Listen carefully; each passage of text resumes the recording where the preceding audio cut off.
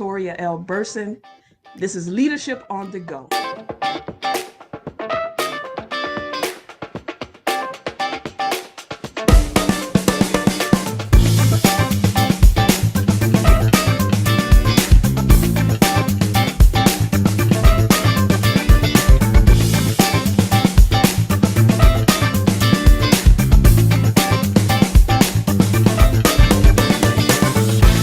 Leadership is not always preparedness for the unknown, but it is tapping into the unknown prepared.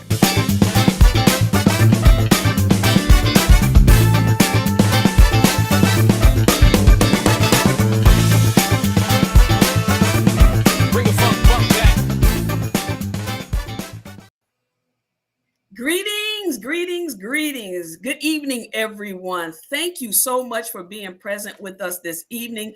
Oh boy, do we have a wonderful show for you. I can't wait to get started. Listen, tell your friends to like, tag, and share. We are not only on Facebook Live, but we're on YouTube. Like, tag, and share for this evening's installment. Yes, this evening installment. So thank you for being present. Essentials Unleashed presents Leadership on the Go. And our subject tonight is queer interracial couples. Queer interracial couples coming live to you with real talk, organic conversation about living, loving, and learning amid this whole thing we call the racial divide or racial divide. And so I don't want to belabor the moment. Are you ready to get started with this program? Because I am. Again, thank you for being present. I am ecstatic about this conversation. If you can tag someone right now, we're talking about queer interracial couples. Let me be clear. Queer interracial couples, leaders, prominent, eminent leaders from all over the world doing a mighty great work. So let's get started and introduce them. The first couple that we're going to introduce tonight is Reverend Brendan Y. Boone and Sandra Whittington-Boone from Daytona, Florida, by way of North Carolina.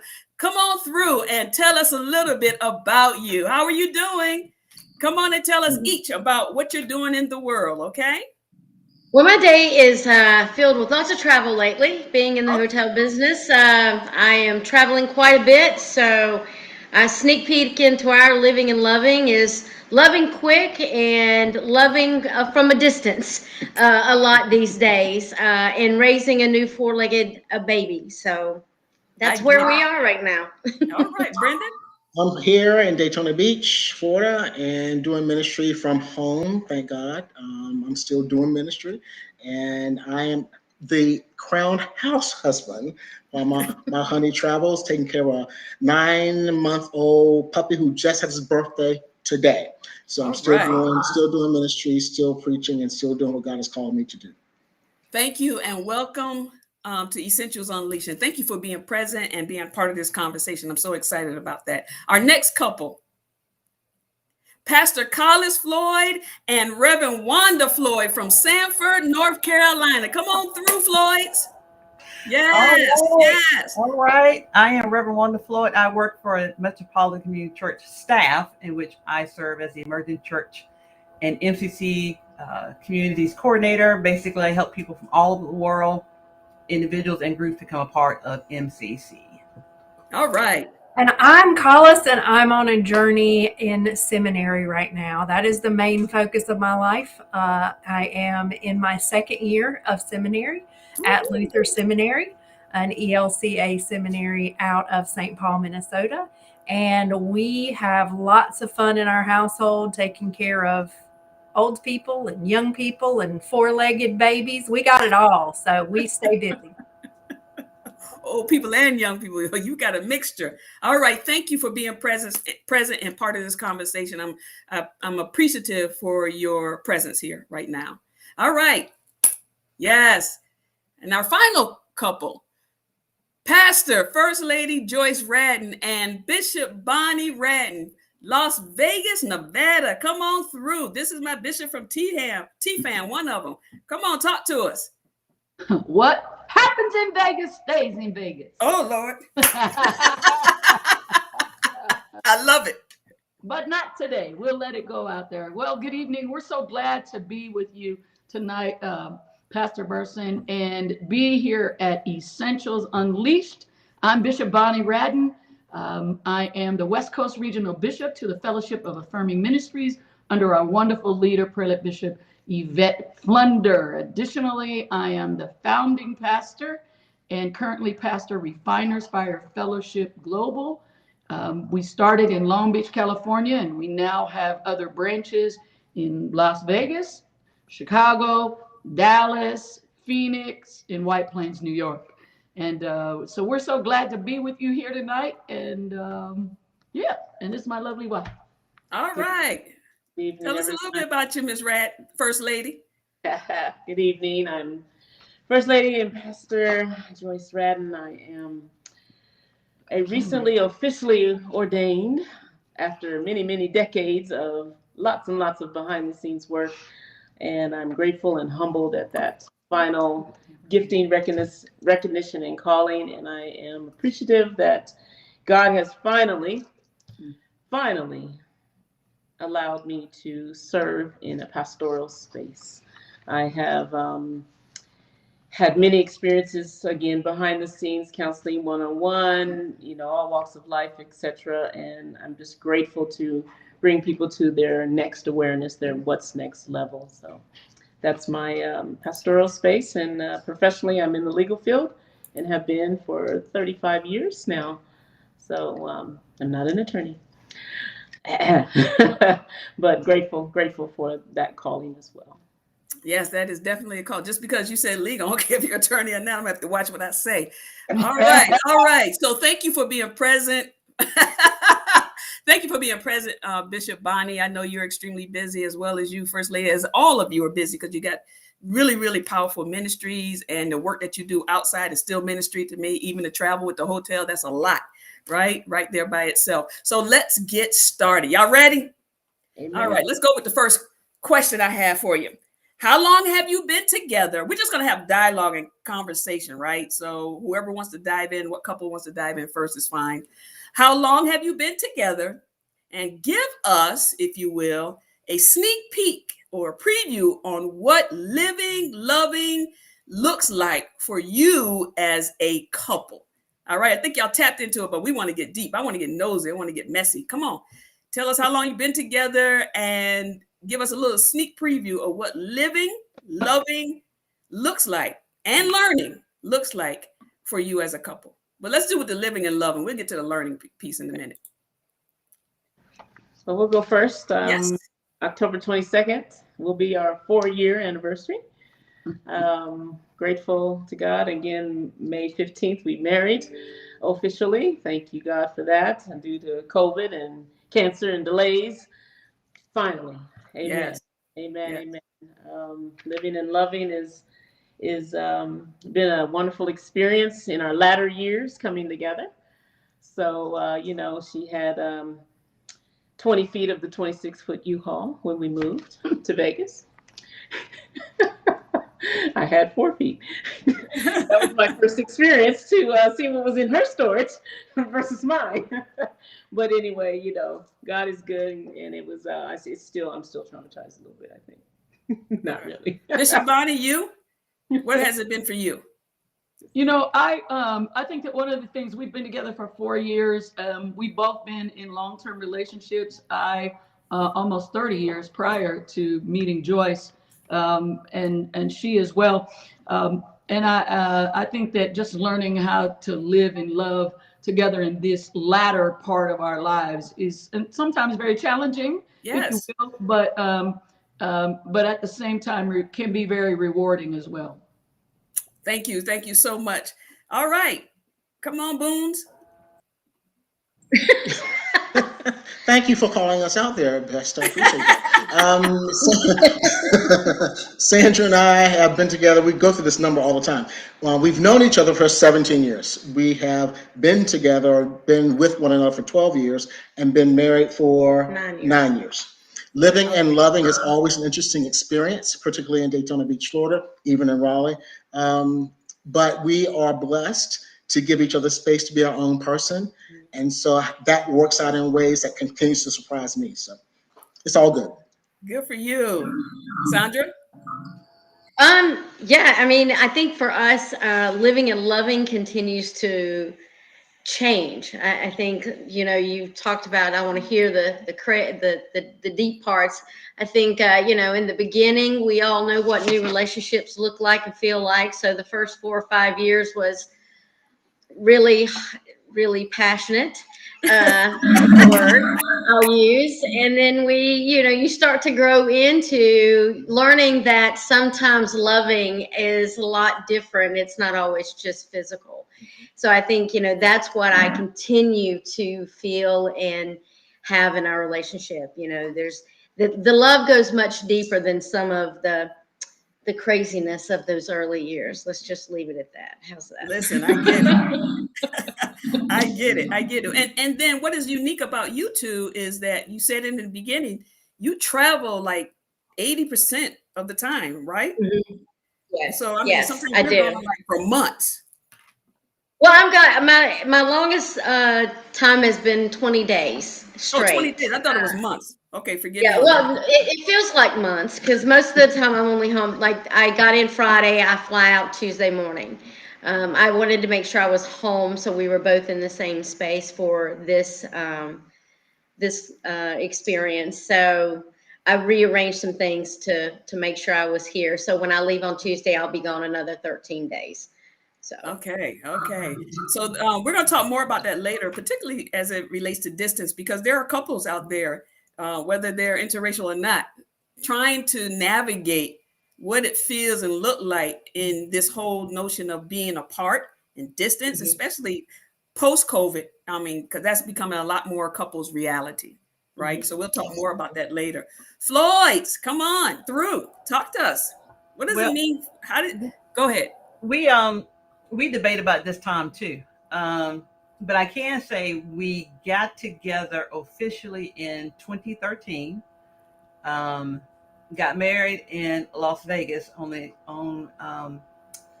12/31/14. It snowed. How many snowflakes? 10. It snowed in Vegas that day 10 snowflakes on Christmas Eve on our wedding night. So we got married there in 2014, and so I guess been together be 6 years this year. That's not right. So good at math. This is a brilliant part of our relationship. This is why I went into ministry. I can't count. So it'll be 7 years this year. That's the way the math adds up this year, I think. Lord. So okay. yeah, so I don't know. Living and loving does not include math. Thank goodness. Hallelujah. But it does include navigating our world here in the South, and of course we get more into that.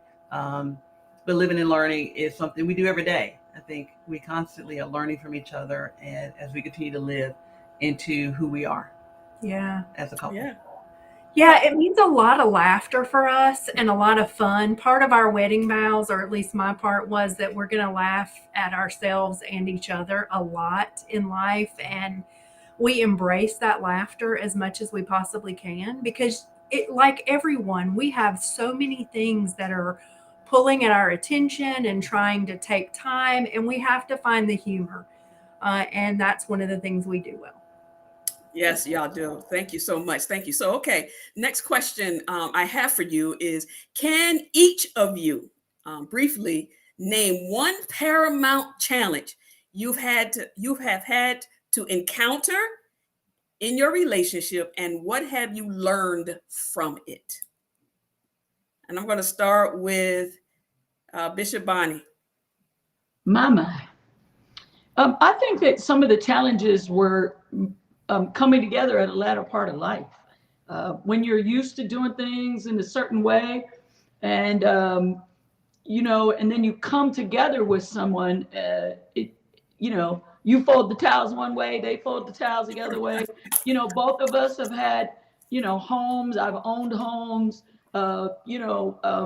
just in the simplest things of learning how to really live together. Not just, loving is an easy part, but living together, that's another aspect of it. So if I were to say anything I would say that probably learning how to live together in as an older couple, That's meaning good. that we That's didn't come good. together when we were 20 or 30.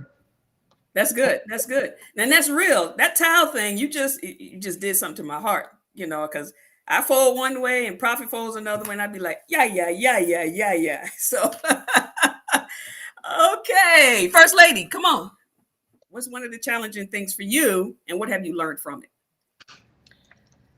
Ooh, I would have to say that obviously for the rest of the world, the pandemic definitely has shifted the trajectory of what we anticipated once we relocated from California to Vegas. It was glitz and glamour, if you will, of the Vegas lights and whatnot. And then both of us lost our income, benefits, just days after Bishop's breast cancer diagnosis. So 2 years in, bam, it was just trying to figure it out, trying to navigate, but God has brought us through, and we have not missed a beat as far as living and loving in this space, navigating through health challenges, both in charge, needs, wants, surrender, give, take, all of those spaces.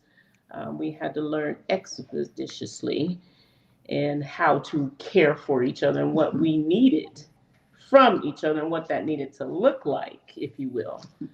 So it was a lot of conversation, a lot of a lot of understanding, a lot of bumps, if you will. And that's real and that's the truth. So, another major challenge we'll talk about briefly is just navigating through the health insurance coverage for a major illness. Yeah. Grateful to have an advocate. We didn't understand how people who don't have an advocate walk through that space. Right. The deductible versus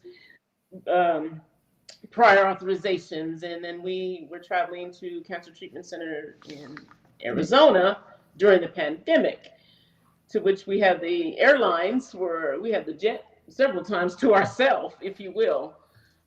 But walking through the changes of the world, and so we've hit the ground running. And for a while, it was every day we'd wake up and say, "Well, what's God going to bring us today?" That's good. That's good. That's good. What about you, Floyd?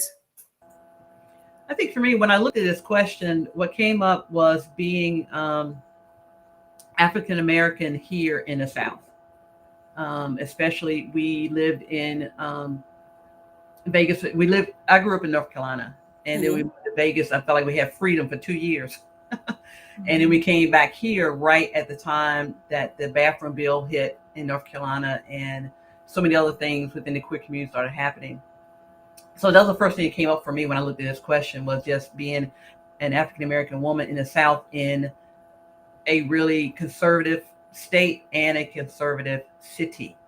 And there's more to that story that we'll get into the other questions. But, yeah. What did you learn from it? What I learned is that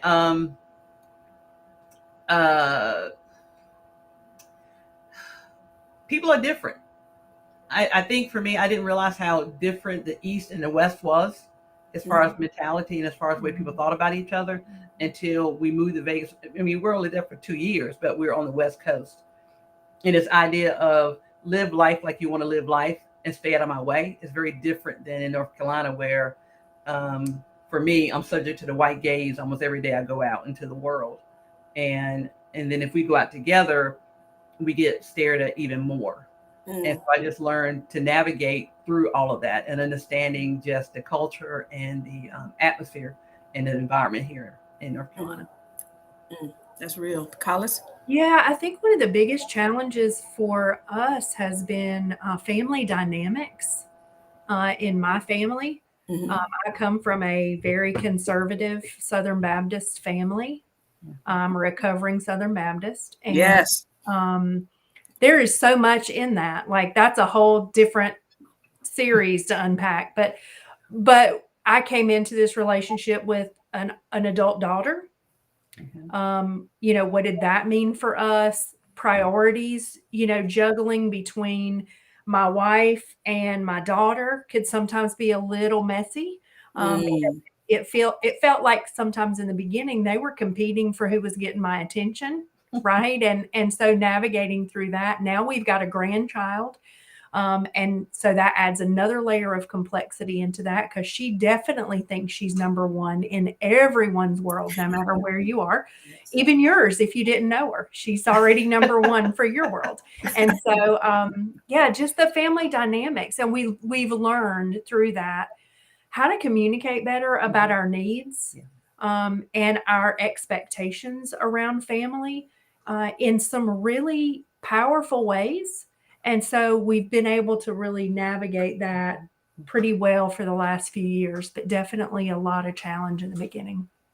Yes, it could be a real challenge when you when you get together at an older time in life, and then you have adult children, and then Yes. maybe one of you or don't have children, and so that becomes. And there are people watching who I know are going through this experience.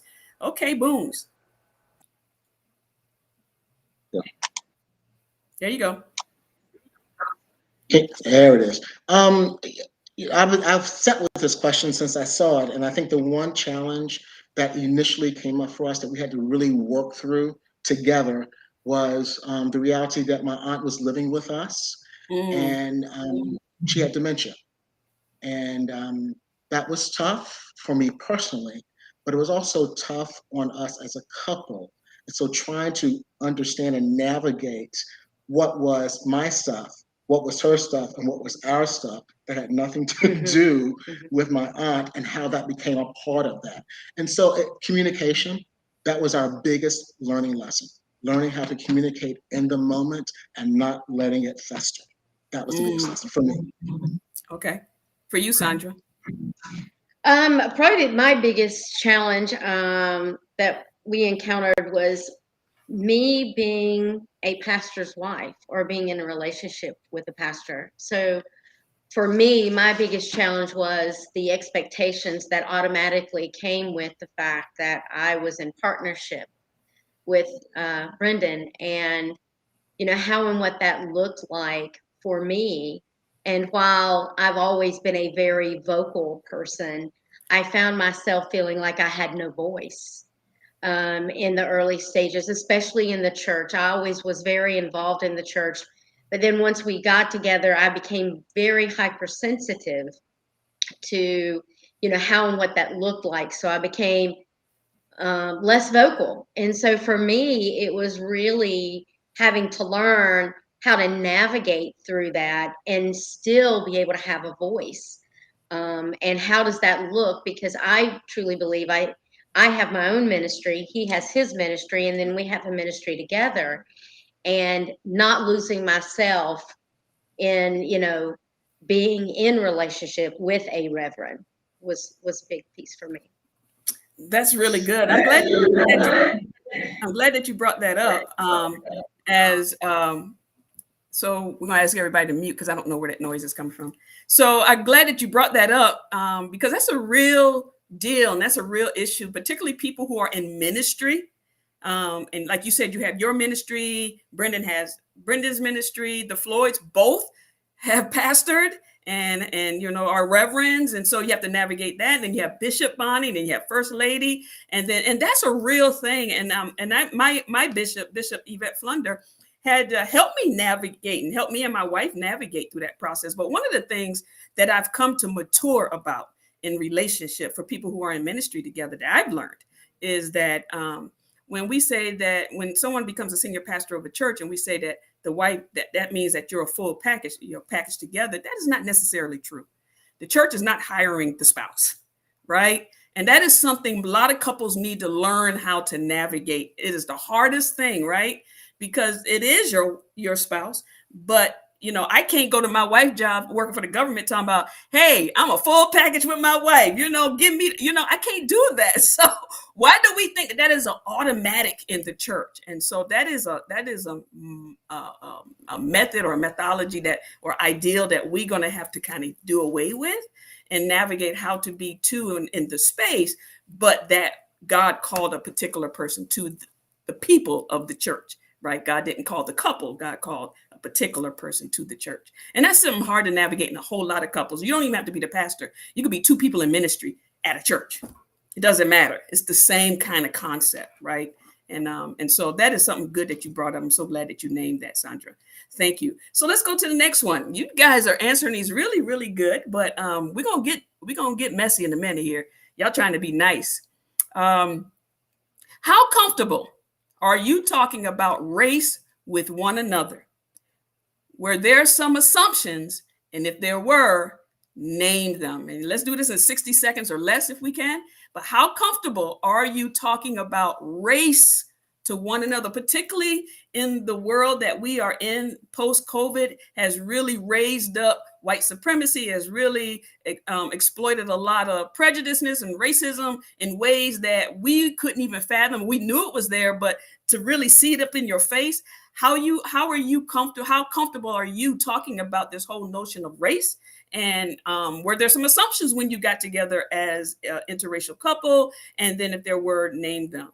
And then right now, I would like to start with the Boones.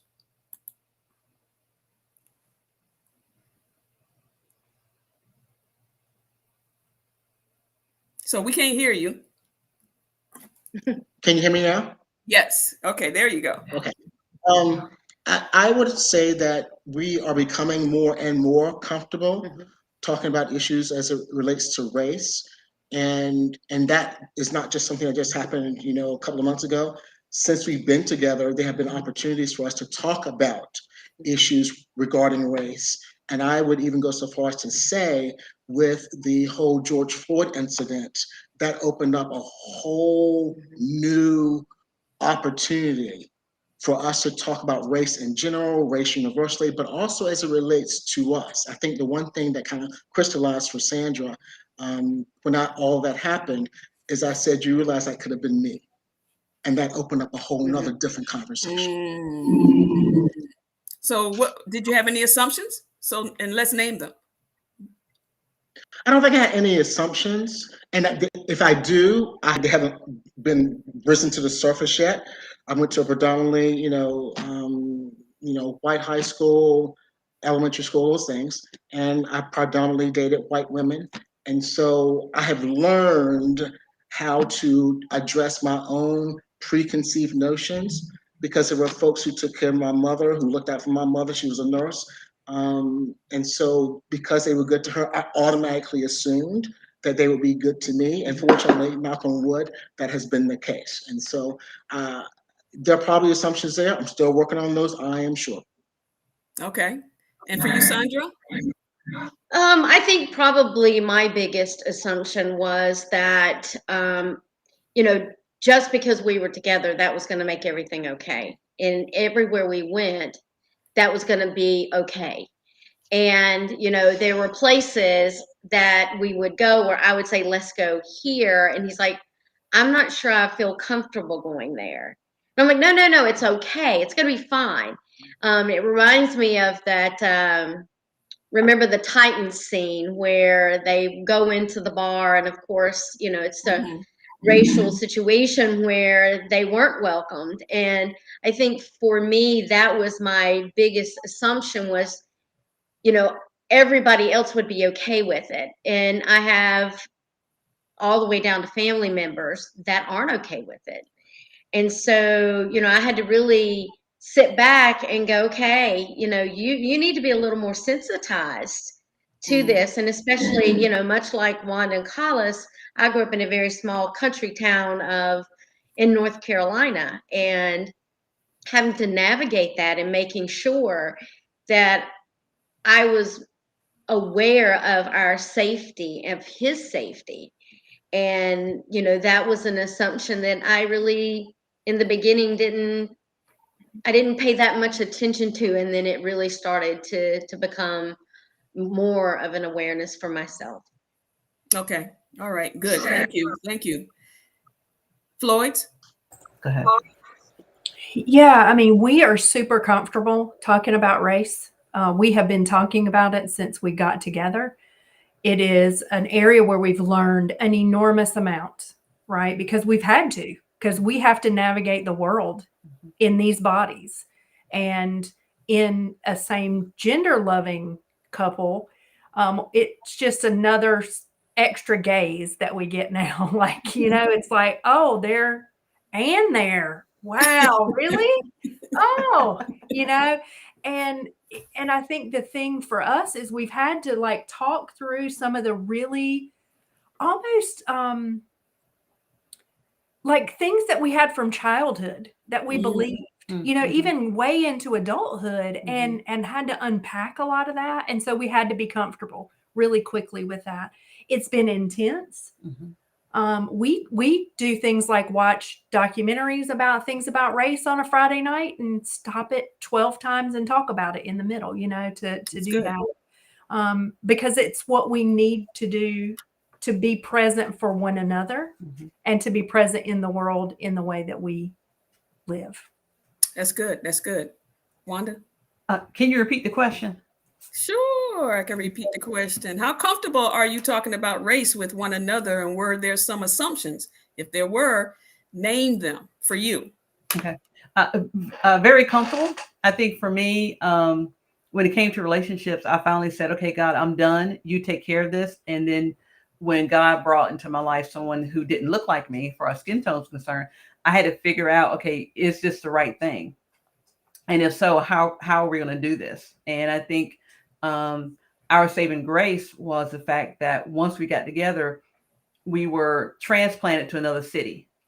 And I think we talk about that a lot, and really feel that if we hadn't left here and moved to Vegas or somewhere else outside of our family structure, I'm not sure if we would have made it as well as we did, because when we transplanted, we had to rely on each other as an African American person and as a white person. And so for us, race is a normal thing. I mean, I think the biggest conversation we had was when she asked about, she used the word colorblind. And I said, let me explain to you what that means. And she had never heard it that way before. And so the assumption I had on some levels was that, you know, just like everybody else in the South who's white, they all colorblind. And so when it came up in the conversation, I had to be very not angry about, but recognize it's in the South, and explain that when you say that to someone of color, you're telling them I don't see them. And I don't think she had heard that before. And so for me, the assumption was that she would know what that meant, and she didn't. But race is all the time, just about every day. Yeah. We talk about it in some form or another. Thank you. Thank you. Bishop Bonnie? Well, I think that one of the things, you know, we talk about it, but I think that there probably were, and this might sound a little crazy to both of you, but Bishop Linderlecht, she just recently said, you're blacker than any white person I've ever known. Well, you know, a lot of us believe that. You're blacker than most black people. And so for me, you know, I've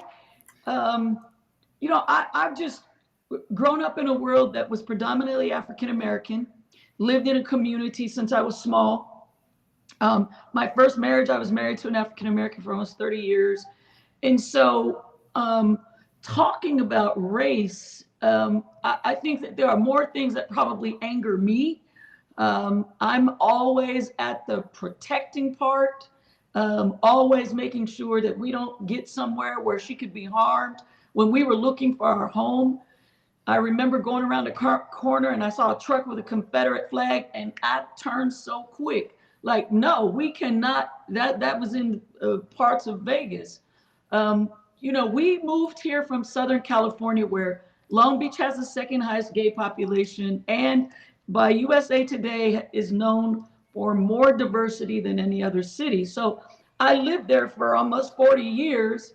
So it was incredible for me. But when we came to Vegas, and by the way, the reason we came to Vegas was because I'm a mass crisis counselor for mass shootings, and the state had me come here to help them. And then we saw a lot of need, and decided that God needed our heart and hands here. Do we miss Southern Cal? Of course. But, you know, we're not uncomfortable in any ways about it. And I probably bring it up more than she does. Because there's so many injustices and so many things that anger me.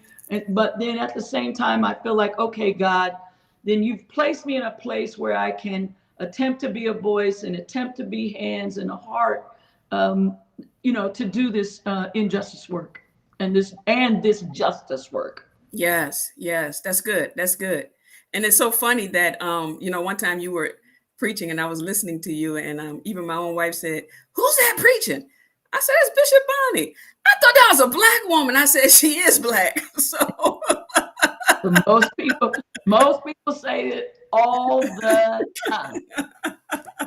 First Lady.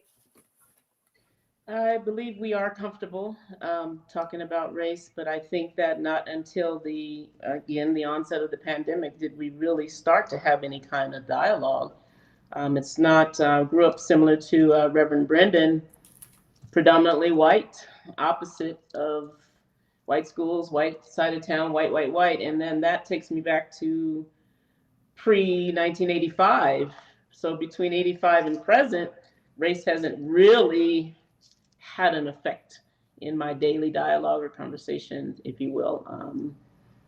I think that I don't have a lot of assumptions. I do proceed with caution in certain mediums and forums, but it's not the dominant or predominant space for me. I kind of carry myself in another way anyway, and some people think, who's that white lady talking? So we're on the opposite ends of the spectrum here. It is so true. I'm like, babe, where'd you learn that? No, that's not how you say that. But I have to check myself. Is that right? But, I think that I kind of educate her on certain aspects when it comes to one of our favorite African-American movies. And I'll say it's C and P, The Color Purple. Certain phrases we can all name that note, name that tune, name that line, name that dialogue, and she'll be like, what is that? What is that? And I said, well, we got to sit down and watch it together so that when you're in these multicultural communities, you'll kind of know more, if you will. She's not really a movie person or into the soap operas, yes. But anything rated R, no. Okay. Her spirit, if you will. So. And I'm so glad you guys named this. You already named it. Pretty much Brendan named it, and so did Bishop Bonnie name it, and a little bit of the Floyd's name it. But I want to ask a question. I have to ask. I know people are dying for me to ask, because I see some of our audience members, and I'm going to ask this question because we know Blackness is not monolithic, right? And right. So when you are in this interracial marriage or partnership, and we talk about race, and this might make you a little uncomfortable, but so when we talk about race, Brenda, would it sound like for me that culturally that you are more developed in white culture or European culture, let me say that, than you are Black culture? And I might be misunderstanding that. And the same with, Bishop Bonnie, who says, listen, since I've been a girl, I grew up. And so Bishop Bonnie's enmeshed in Black culture. So do you believe that some of your family members or your friends think that you guys have kind of like betrayed your culture? Anybody can go. Yeah, well, I'll jump in. Okay, Brendan. Go ahead, Brendan. Go ahead, Bishop Bonnie. No, go ahead, and then I'll talk. What I will say is I don't think there's a sense or feeling of betrayal. Mm-hmm. My family has been incredibly supportive of me since way back when, if you will. I know my history. I know where I was born. I know where I grew up. I didn't have a shower until I was 15 years old. That part of my life doesn't leave me. And so we understand that. I understand that. However, I was always provided opportunities that were not necessarily readily available in my community, but I could go and attain access to that. And so I would say no sense of betrayal. If anything, it's a sense of we supporting you, we're rooting you on, but don't forget where you came from. Yeah. Period. Thank you for that. Thank you for that. Bishop Bonnie? I think that one of the challenging parts for me was that I had several white preacher friends who made comments like, you're trying to be black. And I'm like, well, how do you try to be black? Can you help me with that? Some of those ignorant, and they are very ignorant comments to me, and not only are they ignorant, they're incredibly racist. But they came from my white preacher friends that actually steamed me up under the collar in ways that, they just don't understand and need to be schooled, if you will. And then additionally, my family is very racist. They'll make racist comments. They'll make, I'll give you an incredible example is that one of my family members, when the George Floyd issues happened, and I think that things anger me so much that I have to be incredibly careful. But, and it was really hard for me during that to not be able to go out and protest with my brothers and sisters because I was going through cancer at that time and I couldn't risk my immune system and stuff. Y'all know, and Pastor Burson, you know what I'm talking about with that. But one of my family members, I'll never forget, First Lady and I were in the car, and the comment was this about George Floyd, and it was saying, well, if how did exactly how to say that? If he wasn't a criminal, if he wasn't a criminal, then he probably wouldn't have been killed. And I'm like, now what kind of sense does that make? And I find myself having to be careful that I don't get so angry with some of these comments that folks make, and that what I do instead is use them in a teaching moment instead of in an angry moment. Like, you're just stupid. I mean, I'm sorry, but you just dance. You just dance. Yes, thank you, Pastor Brandon. But instead using it like, okay, wait a minute. And recorrecting that and recorrecting some, verbiage of my own family, my most immediate family, meaning mother and sister and cousins, those kind of folks. I grew up in the Midwest in Iowa, moved to Southern California when I was 23 years old. So I've been away from there for a very long time. But those are some of my incredible challenges, especially around very white preacher friends who've made some very ignorant comments like what I've shared with you and worse. Thank you for sharing that. Thank you for sharing that. Racism space, if I could just add a little bit there, within the African-American diasporas of churches. Yeah. I can read, I can write, I can speak well. I've been accused of being bougie and uppity and you're better than us. And it's like, well, wait a minute, I work hard. I am educated, I have a degree or two, and I know how to carry myself in certain spaces and circles. And it's my own cultural persons who are saying these things. Yeah. So I have to walk through that in a Christian spiritual setting. Yeah. I've overlooked and passed over, if you will, because I know how to do something just a little bit differently than they do. And it's been a setback for me within the growth of ministry. So kind of a reverse kind of space there. Absolutely. I think everybody pretty much who's of darker hue have experienced that.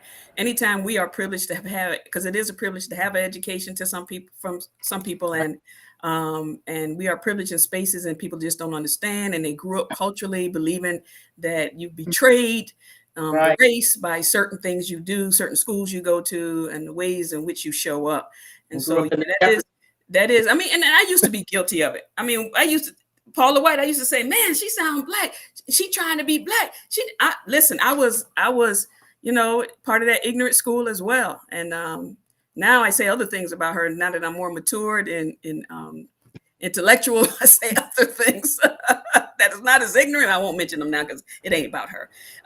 Boys, do you have anything to add to this rich conversation? Yeah, I'll just completely second Bishop Bonnie's comments about family and the struggle that that brings. It brings to me as an individual. It's harmful, but it also it's so difficult to have these people that you love saying things about the person that you love the most, and you're just like, what the heck do I do with this? Like, I don't even. I just.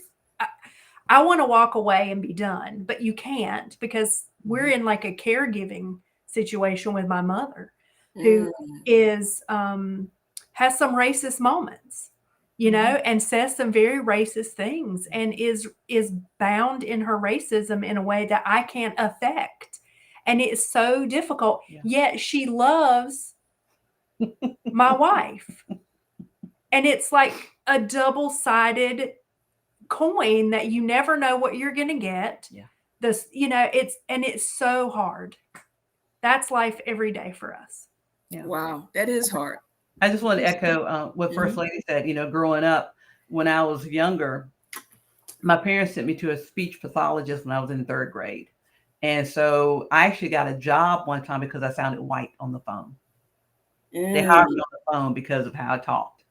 And so, and I got called Uncle Tom, and my own mother called me Uncle Tom actually growing up. And so it's just very interesting growing up that way and then ending up with someone that if my parents were alive today would not approve of. And so it's just it's just very different how we all grew up and the things that we carry into adulthood and that we choose to deal with and that we choose not to deal with.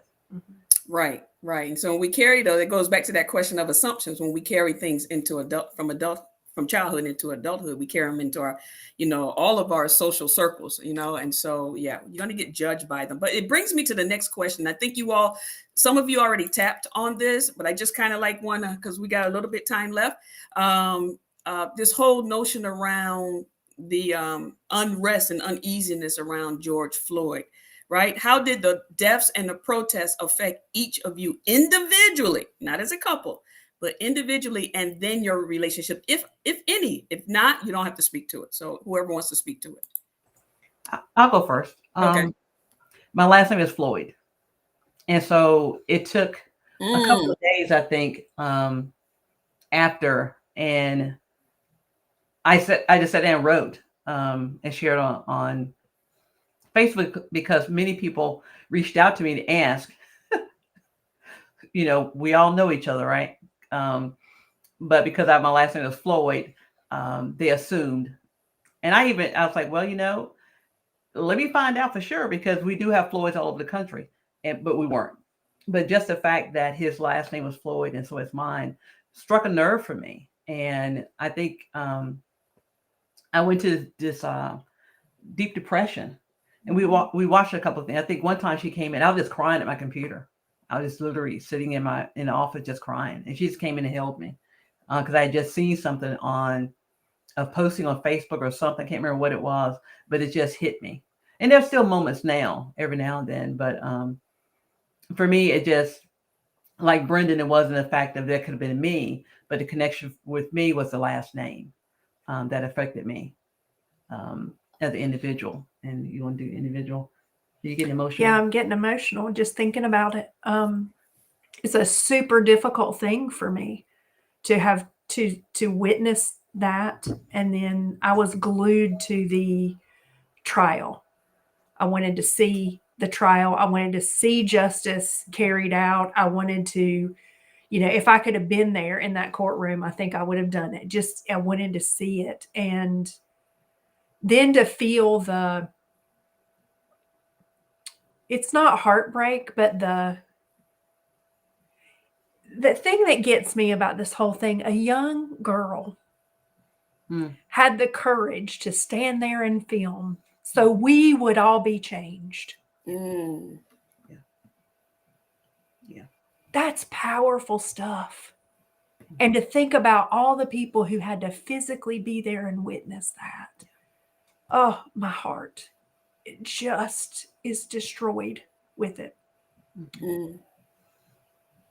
Our relationship has grown stronger having been a witness to that together because of moments like what she shared, or of, the verdict coming down, and the nerves, and watching that, and all of that. So it's a very impactful thing in our life and in mine personally. Yeah, I can tell. Anybody else? Nope. If you don't have anything, you don't have to speak to it. Anybody else? Okay. Well, I think that, I'll go back to, saying again that it was very incredibly difficult for me. One more injustice, one more murder, because I deal with mass shootings, I hear about those.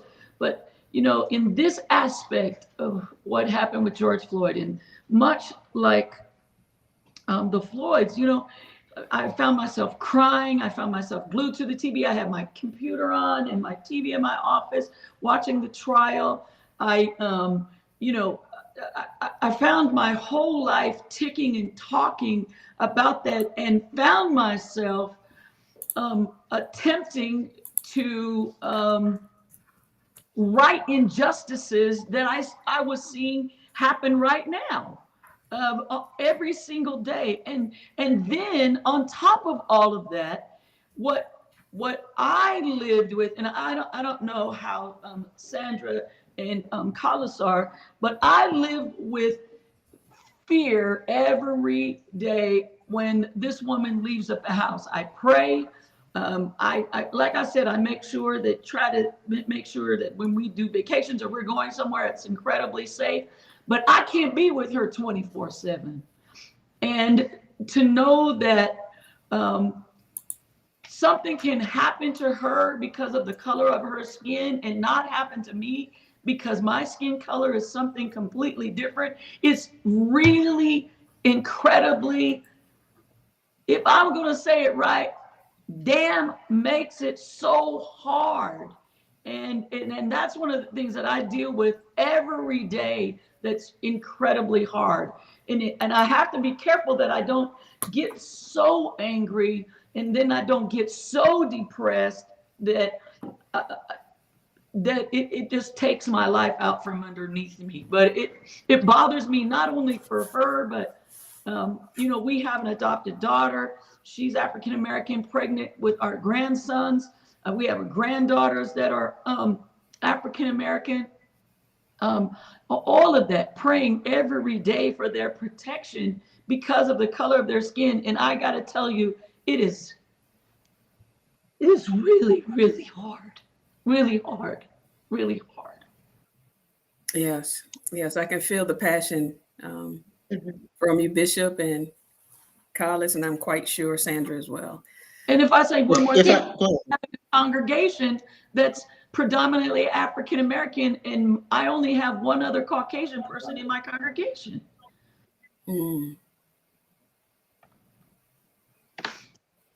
I'm just taking a moment to hear. Victoria. Yeah. Well, I think the one thing that I wanted to add was that, what I found so alarming was how everyone assumed, at least in some of the circles that I was at, was because I was white, I was okay with the injustice. Yeah. And that's where I had to step up and go, hold up, you got the wrong person here, and really having to speak out against that, because it just seemed like, if, I don't know, the color of your skin decided which side you were on, and there was an assumption, I think, on both, African American and white folks, that, because of the color of your skin, there was an assumption of where you were going to be in your opinion, or where you would stand. And so I found myself, when conversations would turn to where I was brought into that assumption, that I quickly had to shut that down. Absolutely. And I think that part for me was extremely alarming, is just that because I was white, I was just going to be okay with it, and, come go with the crowd, and it's like, no, that's not it at all. So That's And true. the I only thing I mean, would, yeah. the, Go ahead, the Brandon. only thing I would add is that just as Bishop Bonnie prays for, First Lady Pastor, I pray for Sandra, like I know she prays for me, but then I pray for myself Right. that when I leave our house here in Daytona, that I can come back home, because there's no promises that that's going to be the case. So that's my prayer. I had, and thank you for lifting that up. All of you for lifting up, I know it's a very sensitive part of this discussion, but some of the other assumptions that I would make, I had to pray for myself as well, that I won't be pissed off every time I saw a white person being rude, because I assumed, right? I was making these assumptions. You get in the grocery store and you'll say, excuse me, and they wouldn't move, right? And I get pissed off, right? And so, and then there were white folks who just were overly nice, trying to make sure I knew that they were on the side of George Floyd and Black Lives Matter, right? And they were like, start these conversations, you need help. And so there was always these extremes. So I prayed for my own mindset, that I won't make the assumptions, that I wouldn't get angry, and that I, would just treat people the best way that I've been taught to treat people, and that is with kindness. So we have to pray for our own assumptions that we have when we see white folks, period. Because we make major assumptions. I know some people say they don't, but that's not true. We all make assumptions. They might be quiet about it, but we all make assumptions. Let's go to the next one. We don't have much time. This is a rich conversation. I am so excited about it. So this one is a little sensitive. And again, whoever wants to respond, we may not have time to hear from all 6 of you, but how do you navigate entering certain spaces and one of you is in the minority? And I think some of you already touched on it, but when you enter certain spaces and then boom, you realize you're the minority, what does that feel like for you?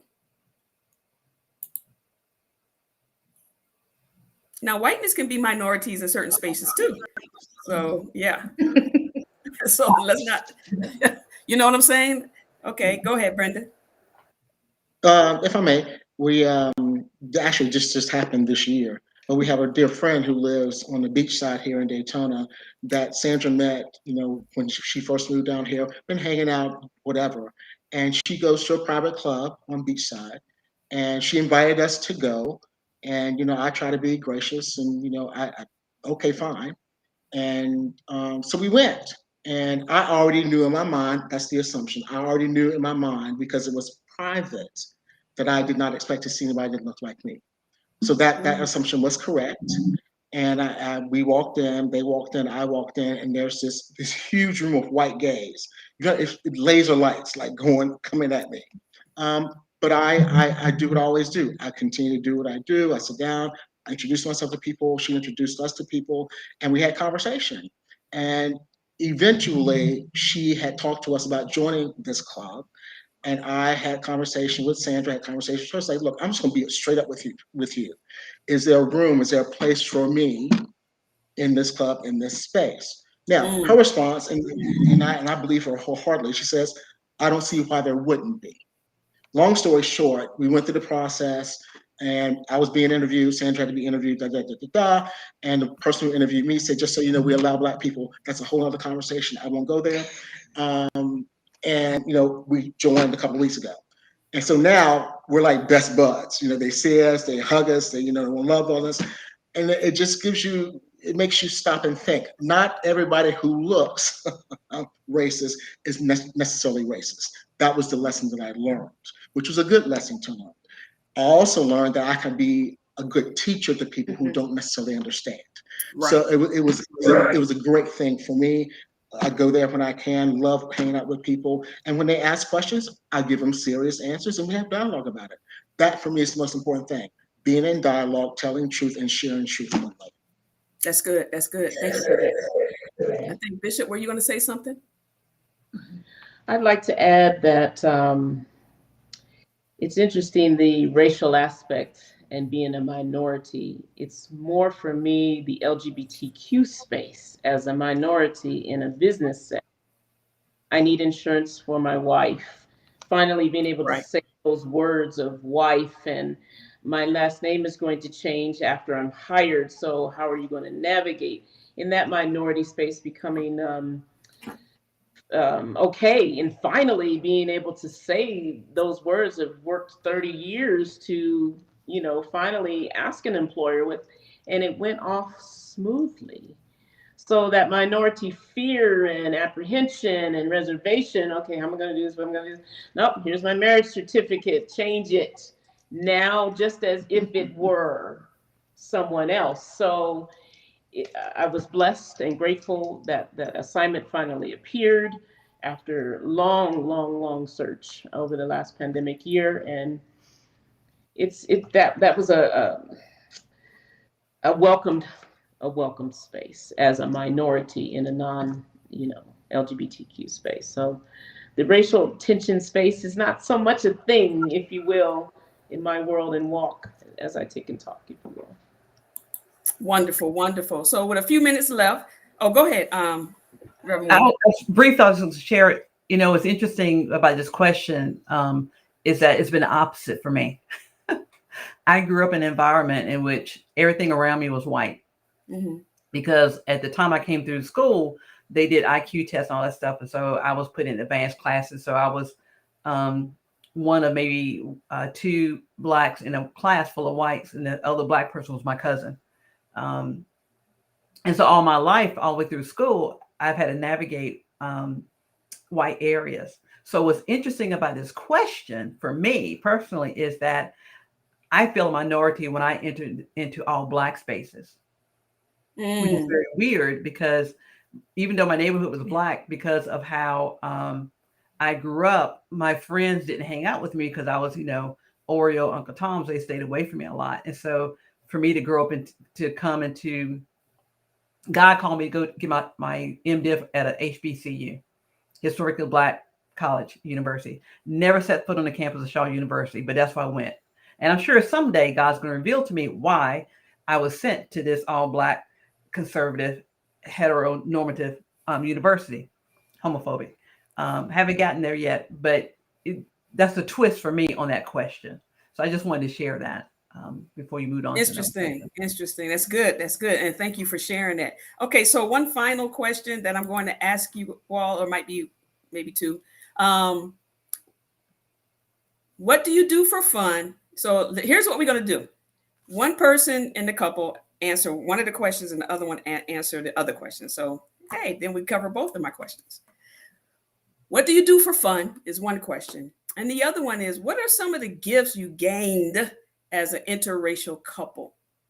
What are some of the gifts you gained as an interracial couple? Who wants to go first? All right. We'll go first. It's easy for us. We like to people watch. That's what we do for fun. Since we've been together, we can sit in a food court and just watch people all day long, or on the beach, especially on the beach, and watch people all day long. So that's what we do for fun. And some of the gifts we've gained, I think, from being an interracial couple is a level of sensitivity around reading a room, understanding the space that we're in differently. I think it's also that, we've learned to appreciate culture in a different way. And that has made a huge difference for us in our relationship. That is wonderful. That's wonderful. Brendan?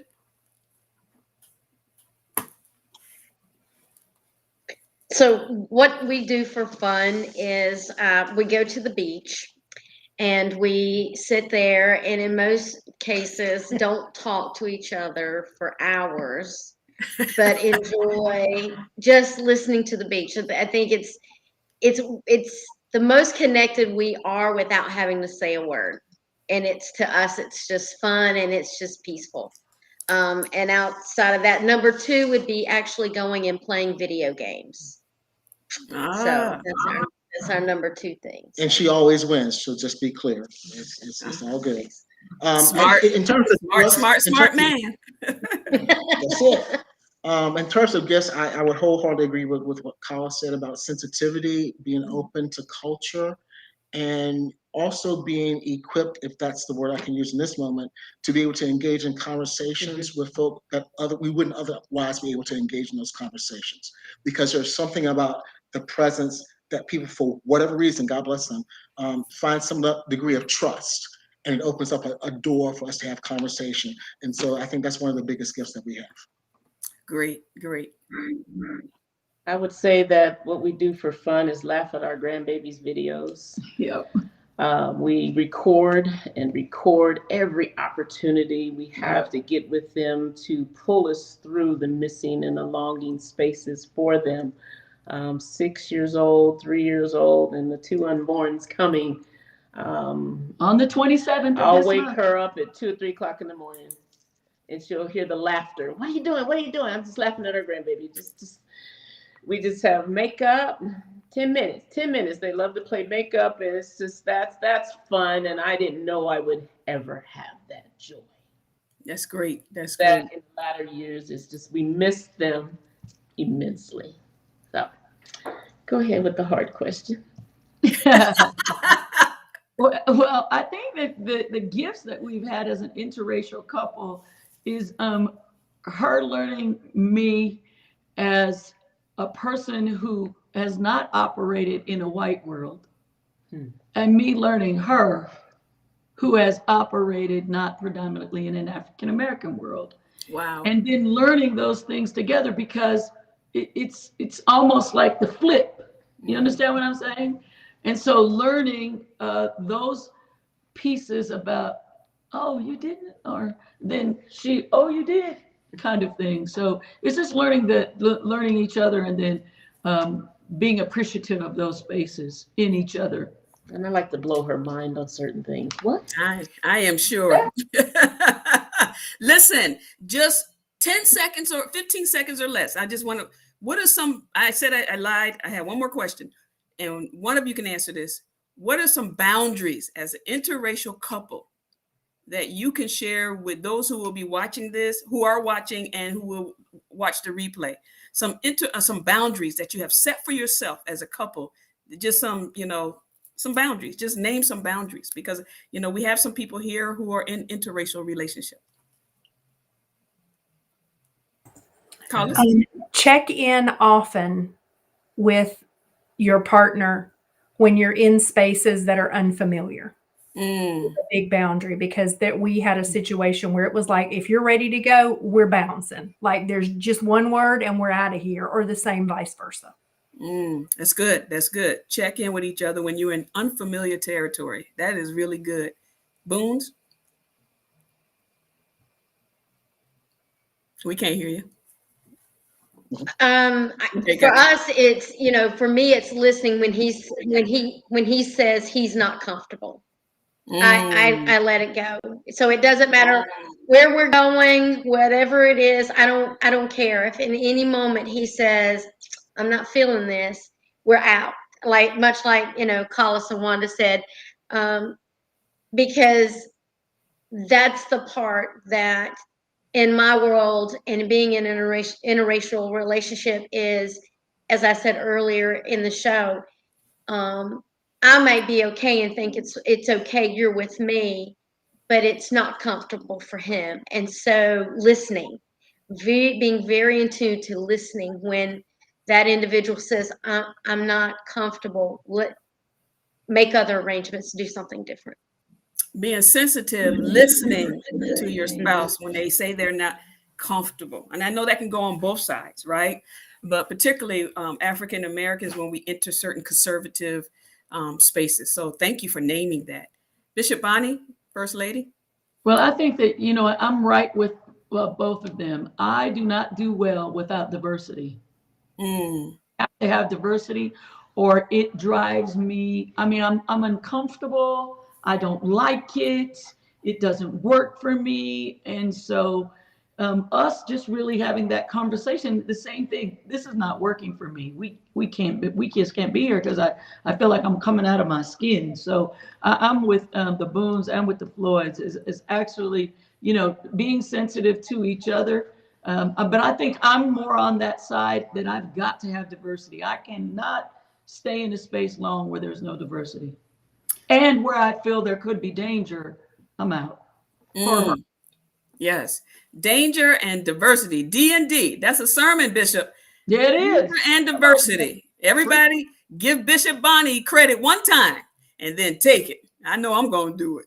So anyway, thank you all for being present here on Essentials Unleashed Leadership on the Go. This has been rich conversation. I'm so excited, and it won't be the last. This is the first time I've had couples on here, interracial couples, and I was intentional about Black and white spaces. And of course, there are interracial, all kinds of interracial couples, and we will have those shows. But because of this, the ways in which we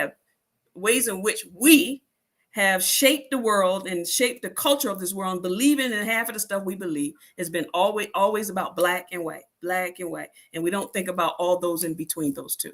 And so I'm just so grateful that you took the time, Sandra. Listen, I know you traveled and you moved your calendar around to be present, because I was trying to make it all about y'all need to be together on one computer. And so thank you all for doing that. And I appreciate it so very much. Do you have any last minute nugget that's going to take 5 seconds? Anybody? First partners. Say that again. For first partners, give us a break. Love us more, please. First partners, give your other person a break. How about that? Give each other a break. And so, one of the things that Bishop Flunder says, that, everyone needs to learn how to take their glory off when you get home.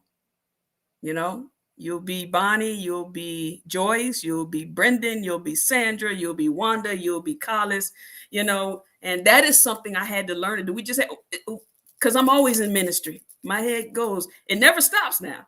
Ministry don't stop, but we have to learn when to take off glory at the door. And so thank you, everyone. All of you Facebook Lives, thank you. YouTube, thank you. And all of those who are going to be watching the replay when we play it again and again, please let us know where you are listening from, where you are stationed. We are so happy to have had our guest, Bishop Bonnie and First Lady Radden. Yes, from Nevada. Then we have Reverend Wanda and Pastor Collis. Floyd, thank you up there in North Carolina. And then we have Reverend Boone and Sandra Boone from Daytona by way of North Carolina. They want to make sure you know that. So thank you for being present. Thank you for being here. We have some announcements. So stay tuned for these announcements. Do we have them up? Yes. Here's our next show in 2 weeks. Is Leadership Reimagined Ministry Forward, taking a closer look at a new wave of ministries and movements on the horizon. Our special guest will be that of Bishop Edward Donaldson, Apostle Yvonne Harrison, Pastor Will Horn, Bishop Allison Abrams, and Bishop D. McClooney. I do not know how to enunciate his middle name, and so we're just going to say this is going to be a wonderful 2 weeks show. These are people who are on the move, ministry forward, who are doing some things in the world, doing ministry a little different. We're going to find out when, how, why, what, and all of that. And so we're going to have a conversation about what makes their ministry a little different than ministry now and what makes them a movement. So stay tuned for that. Next announcement we have, and this is dear to my heart. This is my personal production engineer. And this is perfect choice for all your business need and graphic needs. This is the guy behind the scenes right now. He will assist you with your business, your brand management, social media, marketing, logo, flyer, video. He does all that for me. He says, connect with him at Perfect Choice Consultant, Ashton Peterson, CEO. This is my collaborative partner. I say thank you to him. Thank you, everybody, for watching. We'll see you in 2 weeks at the same time, same bat channel. God bless you. Stay